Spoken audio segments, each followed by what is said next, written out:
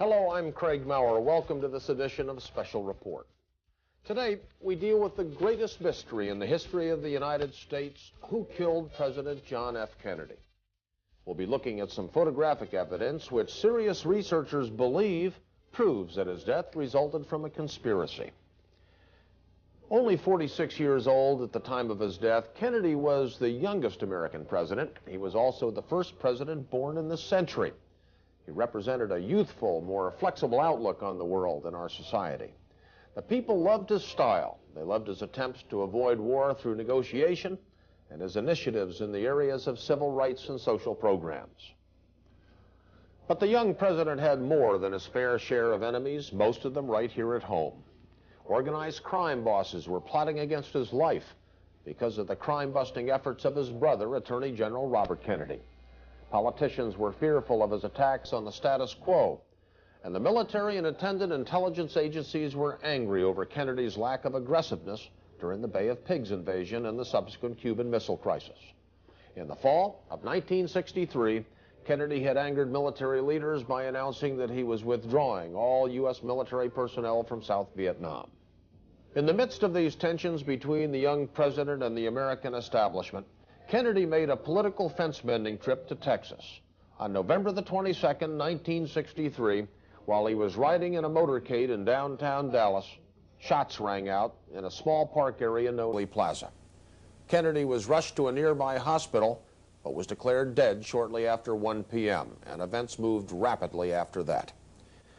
In the minutes following the president's death, virtually the entire nation sat in shock by their radios and television sets to hear details of the tragedy. Lyndon Baines Johnson was sworn in as the 36th president, and the Dallas police stunned the world by apprehending a suspect within 2 hours of the shooting death of both Kennedy and Dallas policeman J.D. Tippit.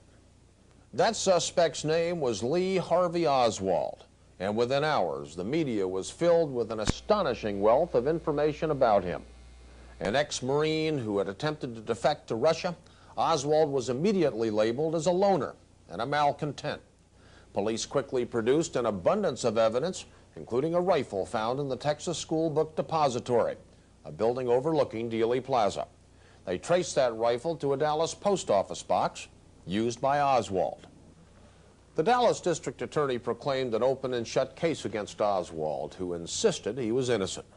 The suspect told newsmen, "I'm just a patsy." And it was 10 months later that a government commission created by President Johnson reported that Oswald was in fact Kennedy's lone assassin and that there was no conspiracy. And the American people accepted this conclusion because they had already been conditioned to accept Oswald's guilt. In February of 1964, Life magazine had published on its cover a most incriminating photograph of Oswald holding a rifle and wearing a pistol in his belt. The caption accompanying that picture bluntly stated, "Lee Oswald with the weapons he used to kill President Kennedy and Officer Tippit." Yet this was 7 months before the Warren Commission announced their conclusion of Oswald's guilt. But was this photo a fake? Well, one assassination researcher and graphics expert has spent more than 2 decades studying this picture, which he claims to be a clever forgery used to incriminate Oswald. That expert is Jack White of Fort Worth, Texas. Let me show you the results of my photo analysis and see if you too can detect the graphics blunders which prove that a powerful conspiracy resulted in the death of President Kennedy. The photograph in question was one of 2 allegedly found by Dallas police investigating President Kennedy's murder. And how did this picture suddenly turn up on the most influential magazine in America? The leak of this important piece of evidence is certainly mysterious. Now, Life originally was offered that photo by an anonymous donor, but ended up paying Oswald's wife Marina less than $5,000 for a copy of the original. But at least 2 other copies of that picture quickly were made public. They were published across the country by the Associated Press. Although it seems apparent that these photocopies were leaked by the authorities sworn to uphold the law, there was no official criticism of this unorthodox treatment of material assassination evidence. And what about the man pictured with the rifle in this photo? Well, according to Warren Commission documents, Oswald was shown the photograph while being questioned by Dallas Homicide Captain Will Fritz. Now, Fritz reported that Oswald said the picture was not his. The face was his face, but that the picture had been made by somebody who superimposed his face on somebody else's body. The other part of the picture, he said, was not him at all, and he'd never seen that picture before. So, the authorities said that the incriminating photograph was proof of Oswald's guilt. Oswald, on the other hand, claims the picture is some sort of a fake with his face pasted on somebody else's body. Now, if in fact that photograph is a cleverly contrived fake, there must be much more to Kennedy's assassination than simply a lone, misguided assassin. This concern is even voiced by G. Robert Blakey, the chief counsel of the House Select Committee on Assassinations. That committee looked into the Kennedy assassination in the late 1970s. Blakey has stated, "If they are invalid, how they were produced poses far-reaching questions in the area of conspiracy, for they evince a high degree of technical sophistication that would almost necessarily raise the possibility that more than private parties conspired not only to kill the president, but to make Oswald a patsy." Someone other than private individuals conspired to kill the president? Well, obviously, these backyard photographs now take on much greater significance than previously believed. For instance, did Oswald's wife actually take the photograph as the government claims? Or was it carefully constructed in some sophisticated graphics laboratory, as Oswald himself suggests? To try and answer these questions, we've studied every aspect of those backyard photographs, and we've now confirmed the rather startling information brought to our attention by Mr. White. Reporter Dan Foster is standing by with some details on just where those pictures were discovered. Dan? Craig, behind me is 2515 West 5th in Irving, a suburb west of Dallas.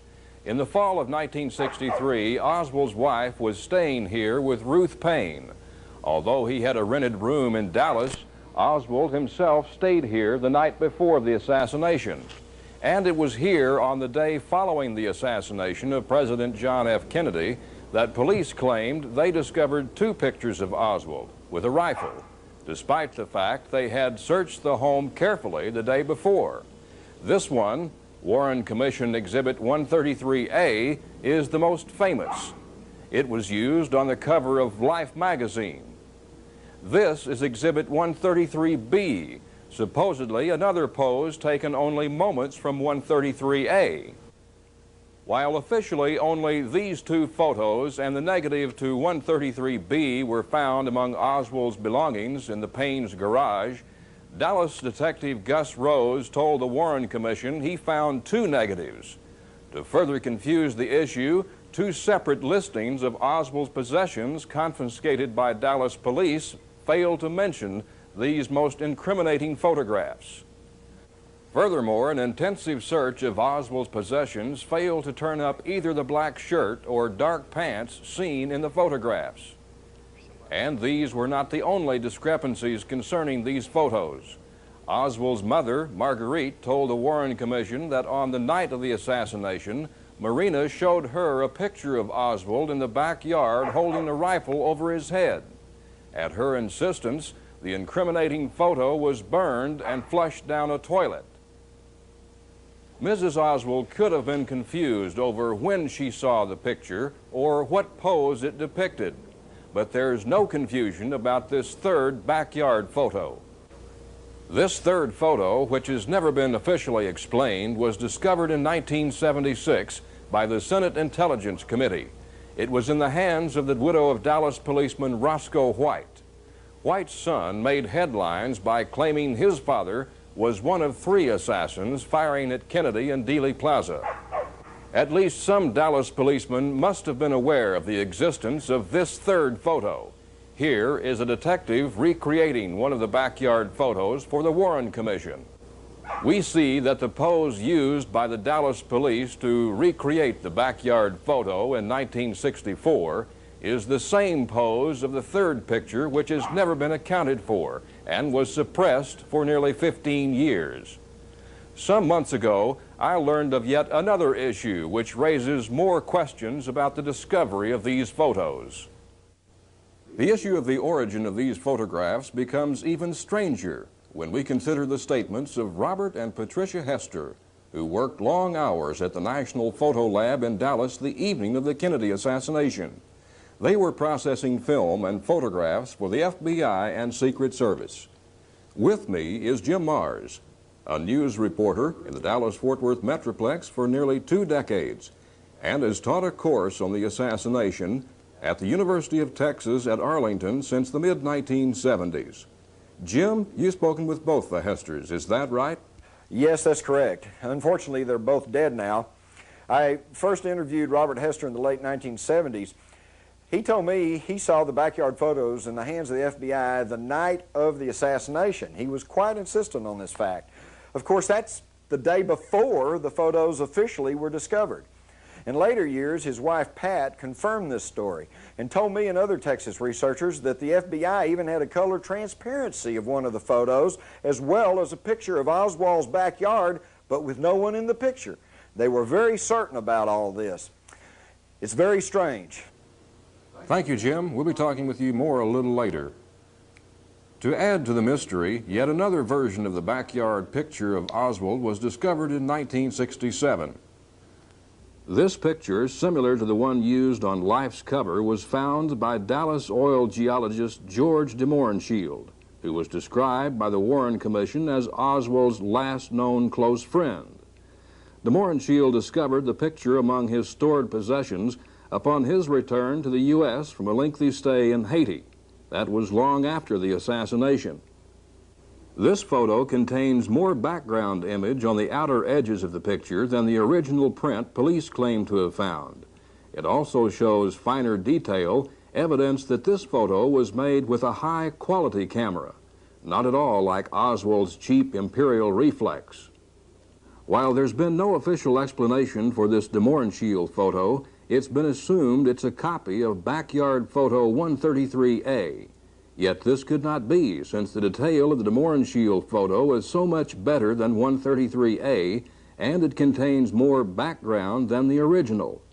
It appears that the de Mohrenschildt photo itself is a composite picture made up of 133A and the border of the film plane aperture of Oswald's camera. To add to the mystery, the de Mohrenschildt photo has an inscription on the back, reading, "Hunter of Fascist, ha ha ha." This odd inscription was first written lightly in pencil, then traced in ink. Handwriting experts have determined that the handwriting does not belong to Oswald or his wife or even George de Mohrenschildt.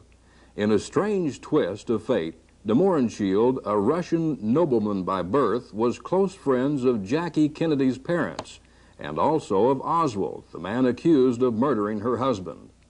The de Mohrenschildts have said they believe the photograph was planted in their possession to further fix the idea of Oswald's guilt in the public's mind. Thanks a lot, Dan. I want to return to you in just a moment, but first, let's just go back a bit. In order to establish the real origin of those backyard photographs, we begin with the camera used to make them. This is an Imperial reflex camera. It's a poor quality camera, handheld, and normally you hold it at waist level and view scenes by looking down into the top viewfinder. Now, reportedly, this camera belonged to Lee Harvey Oswald, who by all accounts was quite interested in photography. Yet very few photos made with this camera were actually found after the assassination, other than those 2 incriminating backyard pictures. Now, this camera was allegedly discovered in the Payne home by Oswald's brother Robert on December the 8th, 1963. That was 2 weeks after the assassination and after several intensive police searches of that home. When the FBI did get the camera in February of 1964, it wasn't working, and Marina was unable to identify it as belonging to her husband. Later, however, in 1964, apparently after being coached by government lawyers, Marina changed her story. She said it was, in fact, the camera used to make Oswald's picture. Now, Dan's standing by in Dallas to tell us the official version of just how those photographs were made. Dan? Craig, it was here in the small backyard of this 2-story frame house at 214 West Neely Street that the incriminating photos were supposedly made in the spring of 1963. The Warren Commission determined the Dallas office of the U.S. Weather Bureau reported that March 31st was cloudy with traces of rain all day. Marina's accounts of her picture-taking session here in the backyard changed several times while testifying to the Warren Commission. First, she couldn't recall taking any pictures. Then she remembered taking only one. Recalled by the commission and shown both pictures, she agreeably stated that she may have taken two, but only two. Of course, it is now known that a third such photograph exists. According to Marina's testimony, the photo session only took a few minutes. Marina said about noon on that Sunday she was hanging out clothes when she saw Lee come downstairs from their apartment dressed all in black. He carried a rifle and was wearing a revolver on his hip. Marina laughed to see her husband dressed so outrageously. Lee didn't laugh. "Take my picture," he said. Marina begged off, saying she didn't know how to take a picture. Lee said he would set it all up and all she had to do was push a button. She reluctantly agreed, and Lee arranged the camera settings, handed the camera to Marina, and struck a pose. Click, one photo was made. Lee walked over and took the camera. He advanced the film and handed it back. Walking back, he struck yet another pose. Click, a second photo was made, and the session was over. Lee returned to the house, and Marina returned to her wash, puzzling over the odd incident. But did this actually happen? Oswald claimed he had never seen the pictures before. Marina has been unclear about the incident from the beginning and could not identify the camera early on. Today, she says she did take 3 photos, but a 4th is known to have existed. It's all very strange, Craig. Strange indeed. Now remember, Oswald himself told police that the picture was a fake. And Captain Fritz reported Oswald denied ever seeing that picture.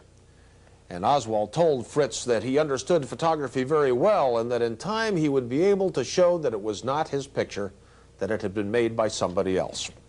Of course, Lee Harvey Oswald never had the chance to prove his claim that that incriminating picture was a composite fake. He was shot and killed by Dallas nightclub owner Jack Ruby 2 days after the assassination in the basement of the Dallas police station while being escorted to a car handcuffed between 2 policemen. But while time ran out for Oswald, others have taken up the challenge. Over the years, Jack White and other assassination researchers have diligently studied the backyard photographs, and their findings are very shocking. We return now to Dan for a detailed account of Mr. White's research. Craig, I'm here in the office of Jack White, a graphics expert in Fort Worth, Texas. Mr. White has studied the JFK assassination case since the day it happened, and as a photographic consultant, Jack presented some of his graphic analysis to the House Select Committee on Assassinations in the late 1970s. Mr. White, what got you interested in the assassination case? Well, Dan, I've worked in graphic arts since graduating from TCU in 1949.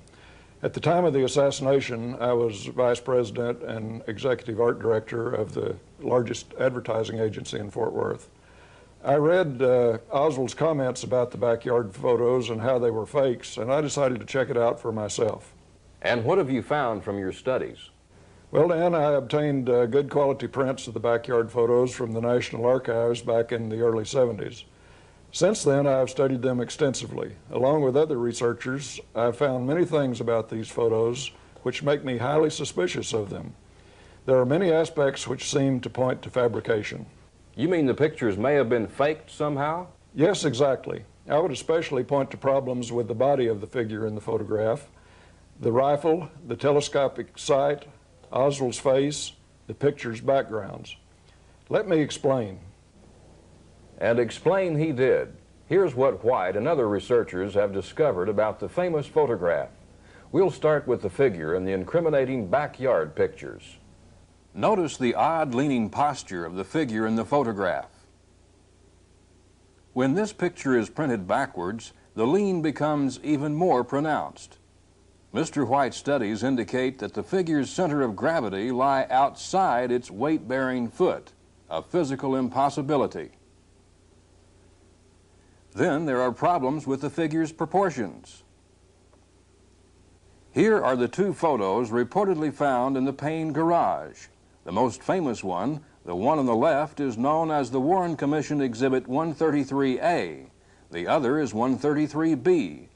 Notice that while the figures in these photos have been brought to the same size and the red lines mark the position of the knees and head, the figure in 133A appears to have a larger head, but a smaller body than 133B.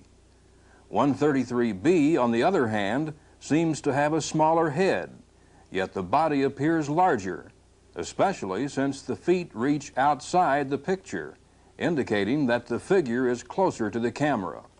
Here we see the figure's knees and toes in the same place, yet the figure on the right appears to be about 6 inches shorter than the one on the left. Notice, too, that the shadows of the figures in the photos fall in different directions, although reportedly the two pictures were made within seconds of each other. 133A's shadow is in a 10 o'clock position, while 133B's shadow is more in a 12 o'clock position. In what we call 133C, the third photograph, only discovered 13 years after the assassination, White pointed out that the figure's shadow again falls in the 10 o'clock position. But while the figure seems to be in the same position, the shadow reaches up the fence in the background, yet appears to be cast by a figure which is much shorter. In 133A, White noticed the upper left arm was much too short and the elbow abnormally high, perhaps as much as 6 to 8 inches above the waist. In this photo, there is simply a hand gripping the rifle. In dozens of tests trying to recreate this picture, no one has been able to duplicate this unnatural posture. Here, White has taken the backyard photo 133A and matched it with a reconstruction of the picture. He made this comparison overlay with 133A and a photo of a man striking a similar pose. After matching the size of the rifles in both pictures, White noticed that one shoulder is much lower than the other. If the right shoulder, arm, and rifle all matched up, you would expect the left shoulder and arm to also match, but it doesn't. Further evidence of possible sloppy touch-up work on this picture is here in this blow-up of 133A. Notice the fingers on the left hand appear normal, slender fingers with clearly defined fingernails. But on the right hand, the fingertips appear to be missing. There's no sign of fingernails on these stubby fingers. Mr. White also noticed a wristwatch on the figure's left wrist. Oddly enough, however, no one recalled Lee Oswald owning such a watch, and no wristwatch was found among his possessions, either at his rooming house or at the Payne home. In addition to problems with body shapes and a vanishing wristwatch, researchers have found problems with the rifle. The Warren Commission puzzled assassination researchers by publishing this ad, which it stated was a duplicate of the magazine ad from which Oswald reportedly ordered a rifle. Why show the public a duplicate when the original ad was readily available, researchers asked. Later investigation showed that the February 1963 ad supposedly used by Oswald offered a 36-inch rifle. The rifle now in the National Archives, identified as the assassination weapon, is 40 inches long. To hide this discrepancy, the government panel simply published a later ad which indeed advertised a 40-inch rifle. This discrepancy in rifle length is mirrored in discrepancies discovered by White. He found that when the figure in photograph 133A was blown up to match Oswald's known height of 5 foot 9 inches, the length of the rifle was entirely too long. And when the rifles were brought to the same size, matching its official 40.2-inch length, Oswald appears 6 inches too short. But an even stranger problem exists with the rifle's telescopic scope. White discovered that in 133A, the clearest and most famous of the backyard photos, the rear end of the scope appears to be missing. He even found wrinkles in the pants where the end of the scope should be. Mr. White concluded that this was solid evidence that the photo was doctored in some way. But the evidence of shortened arms, stubby fingers, and distorted rifles pales next to what White and others discovered about Oswald's face. Remember that Oswald told Dallas police that someone had pasted his head onto the incriminating picture. Over the years, assassination researchers, beginning with Fred Newcomb of California, noticed that while Oswald's chin in the backyard photo is broad and flat, other pictures, such as this official Dallas police mugshot, show Oswald had a sharp, cleft chin. Today, all researchers agree with Oswald that the backyard picture indicates some sort of photographic chin transplant. The idea that Oswald's face was grafted onto the incriminating photo is reinforced by the discovery of a line which interrupts the continuity of the photographic grain. This line stretches from one side of the neck under the lower lip to the other side of the neck. Could this indicate the point where Oswald's upper face was spliced onto another body? A panel of government photo analysts lamely tried to explain away this anomaly as water spots on the negative. One panel member even said it may have been a line of pimples. But Mr. White did not rest his conclusion solely on an odd line of pimples. Here he has made a red transparency of 133B. And here is a blue transparency of 133A, the other original backyard photo. Supposedly, these are two separate pictures taken moments apart after moving the camera around while advancing the film. If they're laid on top of each other, nothing in either photo should match identically. Yet incredibly, we find that nothing indeed matches except for Oswald's face. His face in this overlay is purple, indicating that the red and blue transparencies match precisely at that point. This identical matching of faces is considered impossible with a handheld camera taking a series of photographs. Mr. White and others see it as further confirmation that Oswald's face was pasted over another photo. Then there is the added problem of shadows on the face and neck. We have already seen that problems exist with the direction of the body's shadows on the ground in the backyard photos. Mr. White points out that in the first picture, a V-shaped shadow falls under Oswald's nose, seeming to confirm his wife's statement that the photos were made about noon with the sun high in the sky. Yet on the next photo, the V-shaped shadow remains identical despite the fact that Oswald's head has tilted to the left. Also notice that while the shadow under the nose indicates a sun directly above, there's a heavy shadow on the right side of his neck and sunlight on the left, indicating light from yet another direction. Mr. White reported inconsistencies with shadows throughout the backyard photos. Here in 133B, we see sunlight coming from the figure's left, throwing shadows well to the right rear as evidenced by the shadow of the rifle barrel on the stairway post. Yet we see a patch of light on the right side of his neck, which should be in shadow, and the V-shaped shadow under his nose remains the same. Oswald's neck in the backyard photos presents other problems besides shadows. Here, in 133A, a slight bulge can be detected on the left side of his neck. Oddly enough, this unexplained bulge is not seen on the neck in 133B, but a similar slight bulge can be found in the shadow of the stairway post several feet to the rear of the figure. After making careful measurements of Oswald's neck using the formula circumference equals pi times the diameter, White compared this to these official police mugshots.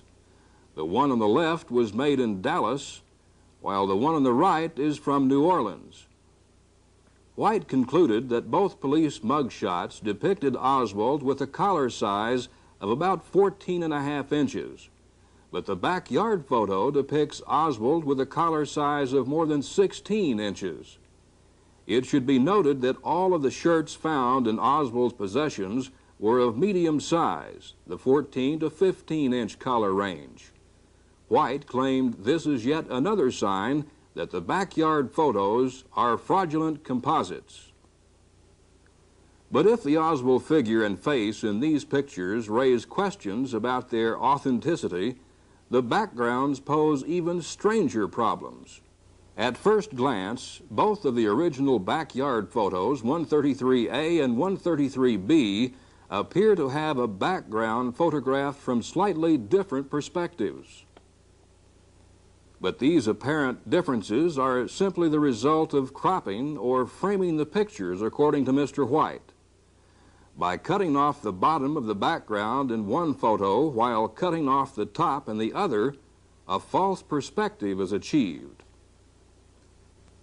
By bringing both original photos into alignment as shown here, we find that the background of the photos, the grass, bush, stairs, fence, and house next door, all appear to be identical. In 133A, a green triangle points to a patch of sunlight on the side of the house behind a post holding the stairway. This highlight has not changed shape in 133B, indicating the camera making the photo could not have changed positions horizontally. Here, a red arrow points to the edge of the roof on the house next door. This too remains unchanged in 133B, indicating that the camera never moved up and down. Each red dot represents an identical point in the background of these two supposedly separate photographs. Shadows on the stairs and fence, leaves on the bush, and blades of grass all appear to match perfectly. This sameness of backgrounds in two separate photographs is possible in only two situations. One is that the camera was resting on a heavy tripod which never moved between frames, or that a single backyard scene was used as a background for two composite photographs. Of course, the official version of the taking of these two photos has it that Oswald's wife used a cheap handheld camera. She has specifically denied using a tripod. On the basis of these inconsistencies, anomalies, and the evidence of retouching, I believe that these incriminating backyard photographs, highly publicized as proof of Oswald's guilt, are nothing more than cleverly constructed composite forgeries, fakes. And Jack White is not alone in this charge that the incriminating photos are fakes. Major John Pickard, a photographic expert with the Canadian Defense Department, has stated publicly that the backyard pictures have the earmarks of being faked. He too called attention to the conflicting shadows and the perfect match of the Oswald faces. Another expert, Detective Superintendent Malcolm Thompson, a past president of the Institute of Incorporated Photographers in England, also has branded these pictures as fakes. Thompson said he felt the incriminating photos were the result of a montage of separate pictures. Another noted British photographic authority, Geoffrey Crawley, seen here with White in London, studied White's work and said it was as thorough and as accurate as any he had ever encountered. Well, strong evidence indeed that the incriminating pictures of Lee Harvey Oswald and his weapons were faked in some sophisticated laboratory. That someone set out to deliberately fabricate evidence against Oswald. But what about the two official investigations of the United States government? What do they have to say about these questions raised by Mr. White and other researchers? The Warren Commission of 1964 and the House Select Committee on Assassinations in 1979, after giving opposing conclusions about President Kennedy's death, closed up shop, leaving no one to answer these vital questions. All we're left with is their official reports. Dan? The Warren Commission concluded the photos were genuine. This was based on the testimony of FBI photographic expert Lyndall L. Schoenfeld. Schoenfeld said that the negative to photo 133B could be shown to have come from the Imperial reflex camera reported to have belonged to Oswald. This was based on markings on the negative which matched markings in the camera. Schoenfeld said since the two photos appeared to be taken at identical times and places, it was his opinion that the two pictures were not composites. However, Schoenfeld also said he could not positively identify the rifle in the photos as the same rifle held by the FBI as the assassination weapon. Apparently, in an attempt to resolve the problem of the conflicting shadows, Schoenfeld presented the commission a photograph of an FBI man recreating the backyard pose of Oswald. Taken in bright sunlight with a body shadow which matched the one in the photo, this official photo might have settled the question of whether or not the Oswald neck and nose shadows might be duplicated naturally. Oddly enough, the FBI cut off the man's head in their photo, leaving the question still open. Schoenfeld explained that he cropped the agent's head because he didn't feel it was pertinent. In the late 1970s, the House Select Committee on Assassinations was created by Congress to review the evidence in the deaths of both President Kennedy and Dr. Martin Luther King, Jr. This official panel did little better than the Warren Commission in determining the truth of these assassinations. Faced with acoustical evidence of a second gunman in Dealey Plaza, the House committee grudgingly admitted that Kennedy probably died as the result of a conspiracy. In an attempt to resolve the dispute over the legitimacy of the backyard photographs, committee experts turned to a system of measuring and comparing minute distances in photos known as the Penrose distance statistics. They endeavored to prove the size and shape of Oswald's facial characteristics were identical in several different photos of him, including the backyard snapshots. Using complicated mathematical formulas which matched the Penrose system measurements with the backyard photos and other pictures of Oswald, the committee experts concluded that there were no biological inconsistencies in the photos to support the idea that anyone other than Lee Harvey Oswald was pictured. In other words, these government-hired experts asserted that the man in the backyard photos is definitely Oswald, because his feature measurements matched other shots of Oswald. These paid experts also concluded that the backyard photos were genuine by studying identifying marks made by the camera's film plane edge on the negative of 133B.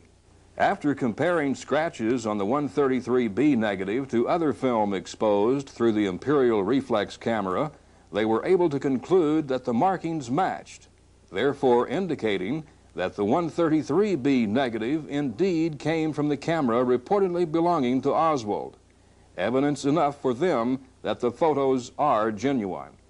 The government experts also concluded that there was no fakery involved in the backyard photos by closely studying Oswald's mouth in the two original pictures.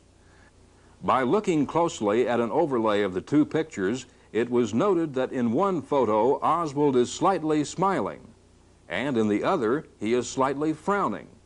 Two expressions, two separate photos. They also discovered minute differences in measurements of details in the background of these two photos. The roof line in one did not quite match in the other. The fence posts did not match precisely. Again, such differences, no matter how slight, supported the idea that these were separate photographs. And this seemed to invalidate the idea that they were composite fakes. Well, it seems like we're right back where we started. Government-hired photography experts maintain that the incriminating backyard photos are exactly what they appear to be. Separate pictures of Lee Harvey Oswald with a rifle, which at least appears similar to the one said to have killed President Kennedy. Dan, just how did Jack White respond to the findings of the House committee? Craig, things aren't always as simple as the experts make them seem. Mr. White offered us a strong rebuttal to the conclusions of the government experts. In reporting the results of the Penrose measurements of Oswald's facial characteristics, it seems the House committee was less than honest. Note in this comparison chart of Oswald photos published in an appendix to the committee's report, 3 measurements have been left out. These 3 just happen to include the same areas of suspicion raised by Jack White, namely Oswald's nose length, earlobes, and most significantly his chin. White said if these three missing measurements have been added to the Penrose study, it most likely would have revised the numbers to the extent that a conclusion that all of the Oswald photos were identical in facial features would not have been possible, especially considering the controversy over the shape of Oswald's chin. So the committee chose to simply delete the troublesome figures. The conclusion that the one backyard photo negative could be traced to the imperial reflex camera is even easier to explain, according to White. He said the ballistics-type evidence of markings on the negative which matched markings made by the imperial reflex camera can be explained two ways. One method would simply be to acquire the imperial reflex camera. Keep in mind it was not found until some time after the assassination. White said an exposure could have been made through the camera which would show nothing but the markings on the edge of the negative. This fabricated negative edge, when combined with a faked backyard photo, would have resulted in a negative of the faked picture with the negative markings traceable to the imperial reflex camera. However, Mr. White said another way to achieve the same effect would be simply to build a composite picture using one backyard background, add a figure with a rifle, then Oswald's face, and photocopy the whole thing with the imperial reflex camera. Mr. White also pointed out to us that this backyard photograph, discovered by the de Mohrenschilds years after the assassination, has a black border, indicating it was produced from the entire original negative. Yet the negative reportedly was never found and has never been made public. Mr. White said this is evidence that this photo was somehow produced without the imperial reflex camera negative. This photo was produced with a high-quality camera with high resolution power for fine detail, indicating that the backyard photos could have been made prior to being photographed by the inferior imperial reflex camera. That explanation was understandable enough. I then asked Mr. White to explain how Oswald could have two different expressions if the photos were faked, and there was actually only one face. He demonstrated that the only difference between the two original photos was in the area of Oswald's mouth. He explained that a clever retouch artist could have turned Oswald's mouth down with the stroke of a brush. Jack, what makes you think this was done? Well, I've done similar things with retouching over the years. I've worked in advertising, so I know how simple it is to accomplish this. Also, after studying this matter for some time, I realized that it's physically impossible to change one's expression from a smile to a frown without moving the muscles throughout the entire face. Try it yourself sometime in the bathroom mirror. Just see if you can change from a smile to a frown without moving any part of your face but your mouth. It's impossible. But even Mr. White was puzzled for a time by some of the apparent differences in the background of the photos. Frankly, I was confounded at these small differences. I had long ago come to the conclusion, based on years of study, that the backyard photographs were composites and that only one true picture of the Neely Street backyard had been used. But I could not explain what seemed to be slight differences in measurements and perspective between the two photos.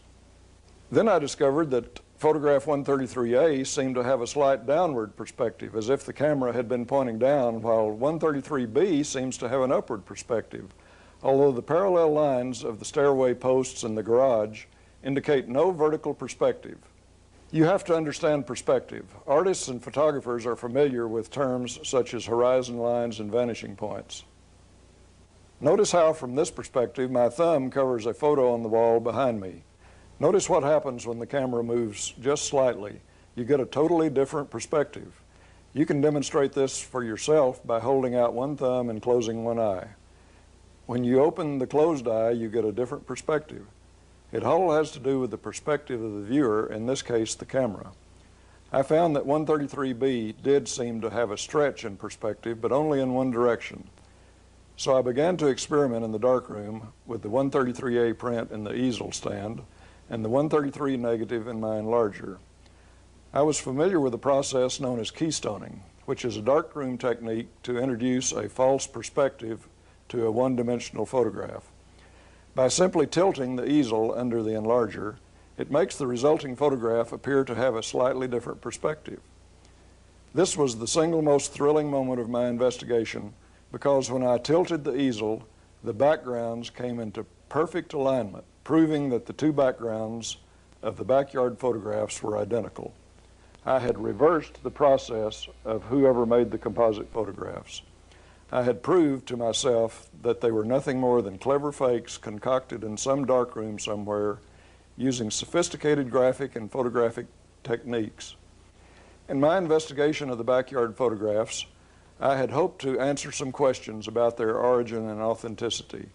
Now there are more questions than ever. If they are fakes, as I feel I have demonstrated, then who produced them? Why they were produced is obvious enough, to incriminate Oswald as a presidential assassin. But who had the ability to produce such forgeries? It seems to me they must have been made prior to the assassination, and this means someone other than Oswald had prior knowledge of what was about to happen. It also seems reasonable to conclude that these fakes were produced in a sophisticated facility with all of the equipment necessary for the techniques used. Therefore, I conclude that these backyard photographs, important evidence, are fakes. We must remember that Mr. White's conclusions of fakery have been echoed by foreign photographic experts in Canada and England. Now let's return to Jim Marrs and hear his thoughts on this issue. I think I speak for many people who have studied the assassination when I thank Jack White and the many others who have made such a painstaking study of the backyard photographs. It appears obvious to most researchers that serious questions remain regarding the authenticity of these photographs, despite the pronouncements of government experts. I need not remind the audience of the many instances that the government pronouncements have proven false. And in this case, I'm afraid that in recent years, certain people within the federal government have become suspect in Kennedy's unsolved murder. In the coming years, it'll be up to the citizens of the United States to look beyond the official pronouncements regarding Kennedy's assassination and view the available evidence for themselves. So, there you have it. Do you believe the conclusions of government experts that the backyard photos are genuine and evidence of the guilt of Lee Harvey Oswald? Or do you believe the research by Jack White and others, which throws grave doubt on the legitimacy of this evidence? Was this photograph used to incriminate Lee Harvey Oswald a fake? The decision's up to you. Until next time, I'm Craig Maurer saying thank you for joining us for this special report.